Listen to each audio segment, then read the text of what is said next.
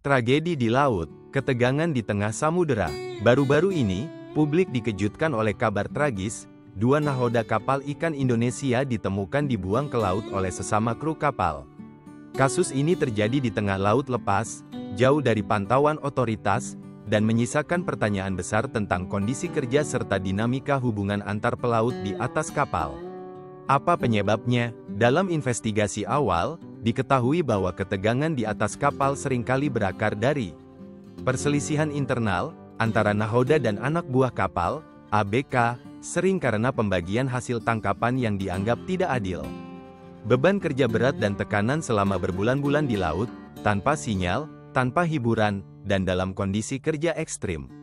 Kurangnya kepemimpinan yang bijak, saat nahoda bersikap kasar, otoriter, atau tidak adil, dapat memicu perlawanan dari ABK. Minimnya pengawasan hukum di laut lepas, membuat beberapa kapal menjalankan aturan sendiri. Bagaimana para kru bertahan hidup? Hidup sebagai kru kapal ikan bukan hal mudah. Mereka harus tinggal berdesakan di ruang sempit, bekerja lebih dari 12 jam per hari, sering tanpa jaminan kesehatan. Makanan seadanya, dan air minum terbatas, apalagi jika kapal berlayar berbulan-bulan. Tekanan mental tinggi dan isolasi bisa menyebabkan ledakan emosi, kadang berujung pada konflik fisik. Namun, banyak kru bertahan karena ikatan solidaritas sesama kru, terutama di kapal yang pemimpinnya adil. Motivasi ekonomi, mayoritas berasal dari keluarga miskin dan menjadikan laut sebagai jalan terakhir mencari penghidupan. Jika dibuang ke laut, adakah cara bertahan? Kemungkinan selamat jika dibuang ke laut sangat kecil, terutama di tengah samudera. Namun dalam kondisi tertentu, peluang bertahan meningkat jika masih dekat dengan daratan atau jalur pelayaran, sehingga bisa ditemukan nelayan atau kapal lain.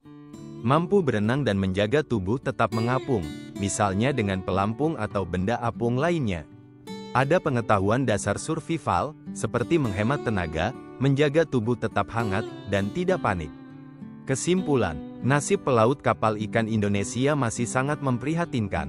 Selain risiko alam, mereka juga menghadapi ancaman dari sesama manusia akibat kondisi kerja yang buruk dan minimnya perlindungan hukum.